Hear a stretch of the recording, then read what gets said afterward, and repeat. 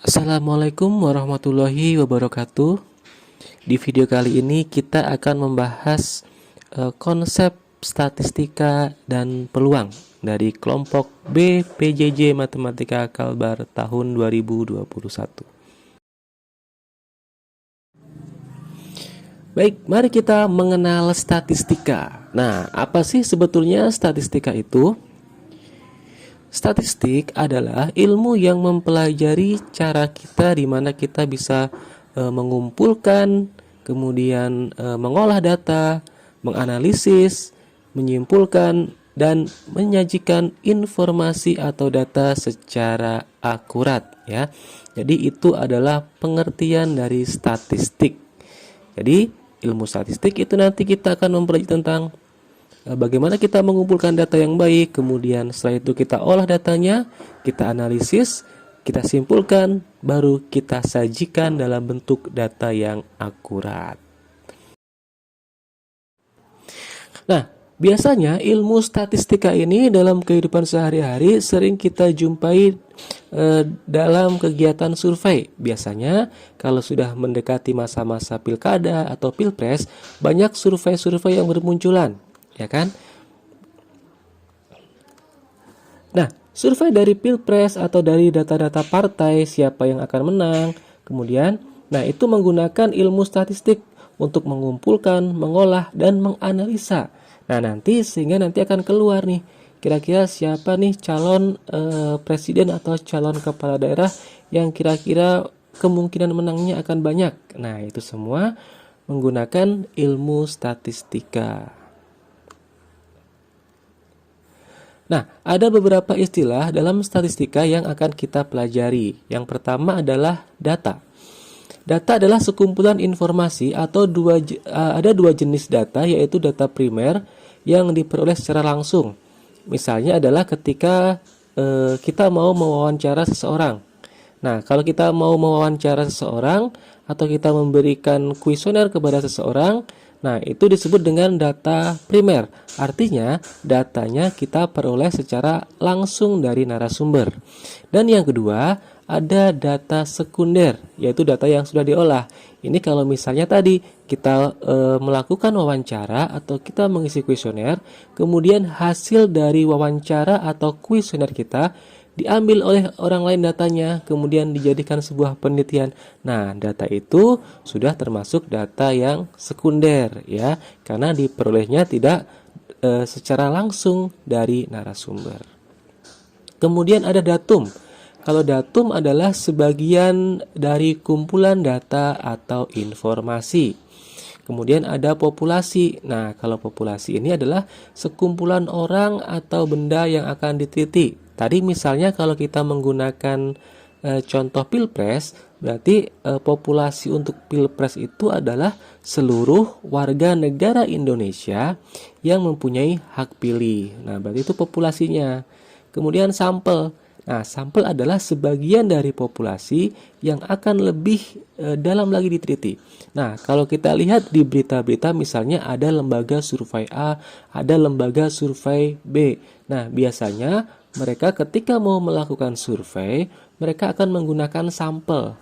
Ya kan? Nah, sampelnya tidak semua warga Indonesia yang ratusan juta itu, tetapi biasanya hanya menggunakan sedikit 1.200 atau 1.300.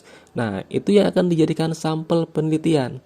Dan itu dalam ilmu statistika nanti datanya akan valid ya.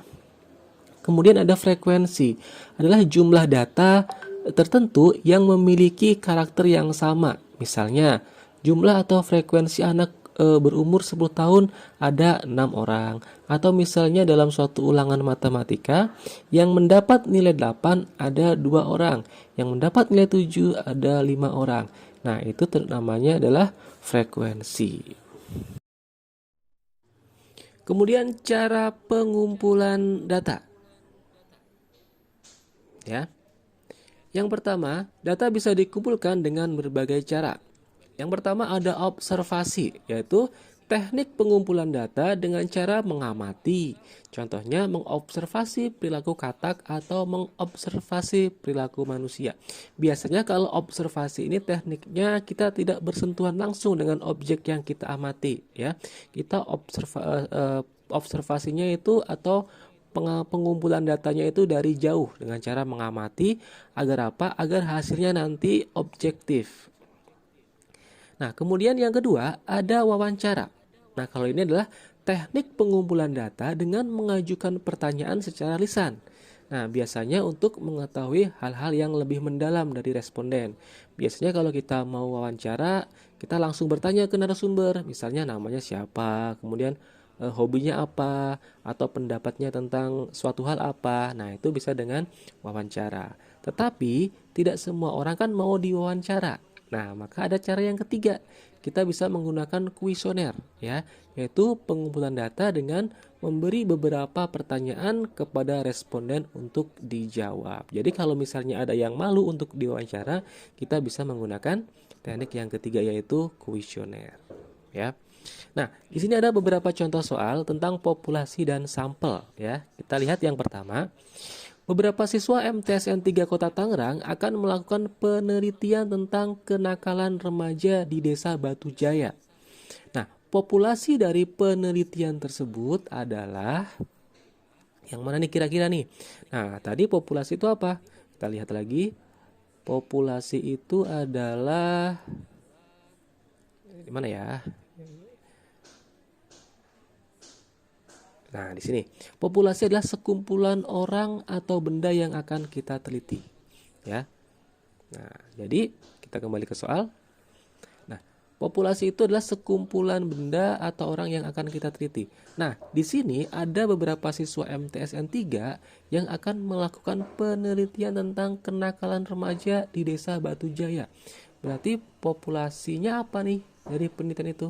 Apakah seluruh pelajar di Desa Batu Jaya? Apakah kan kalau pelajar berarti SD ada, TK ada, ya kan? SD, TK apakah sudah masuk ke remaja? Belum. Nah, berarti ini tidak tepat nih. Kemudian yang B, seluruh siswa MTS di Desa Batu Jaya. Apakah pelajar itu hanya siswa MTS? Enggak juga, ada yang sudah SMA, ada yang sudah mau masuk kuliah. Berarti ini juga tidak tepat juga. Seluruh siswa nakal di Desa Batu Jaya. Nah, kita yang mau kita teliti adalah kenakalan remajanya. Nah, siswa nakal ini kan belum diketahui siapa orangnya. Berarti juga nggak tepat. Berarti yang paling tepat adalah seluruh remaja di Desa Batu Jaya, ya. Jadi populasi yang dari penelitian itu yang tepat adalah yang bagian D, ya. Seluruh remaja di Desa Batu Jaya. Oke. Kemudian contoh yang kedua, dalam sebuah penelitian, populasinya adalah kesenian tradisional Indonesia. Nah, sebaiknya sampel yang diambil adalah, nah sekarang sampelnya nih, sampel itu adalah bagian dari populasi yang akan lebih dalam kita teliti. Nah, ada kesenian tradisional beberapa daerah di Indonesia, ada beberapa tarian tradisional di Indonesia, ada beberapa kesenian tradisional di Jawa Barat, dan ada beberapa kesenian wayang kulit di Jawa Timur. Nah, kalau seperti ini jelas ya, berarti jawabannya yang A. Kesenian tradisional beberapa daerah Indonesia. Jadi kalau nanti ada sampel itu kita ambil kata beberapa itu biasanya. Nah, tapi di sini beberapa. Coba kita lihat. Yang B, beberapa tarian tradisional di Indonesia. Kalau kesenian tradisional kan banyak, nggak hanya tari, ada nyanyi, ada wayang. Berarti tarian nggak tepat. Beberapa kesenian tradisional di Jawa Barat. Nah, kalau kita mau ngambil di Indonesia itu ada sekitar 34 provinsi. Ya, kalau nggak salah ya.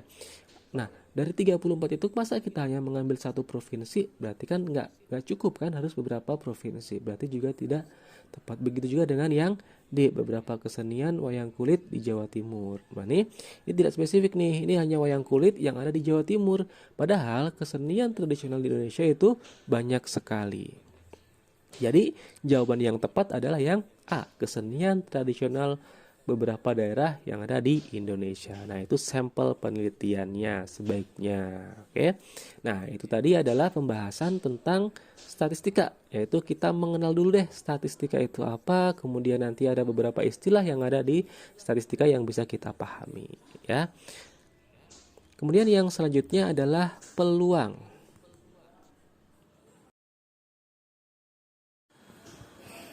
Kemudian pengenalan peluang. Nah, sekarang coba kalian perhatikan. Di samping ini ada gambar tim sepak bola yang sedang bermain. Nah, kira-kira berapakah besar kemungkinan setiap tim ini untuk memenangkan pertandingan bola itu? Ya kan? Nah, peluangnya bisa berbeda-beda nih. Atau yang ini, ada 4 atlet nih. Kalau tadi 2 tim berarti hanya ada 2, kemungkinannya kan bisa 50-50 kan, 50 menang, 50 kalah atau seri. Nah, sekarang kalau ada 4 orang atlet, ada lebih banyak lagi nih yang sedang berlomba.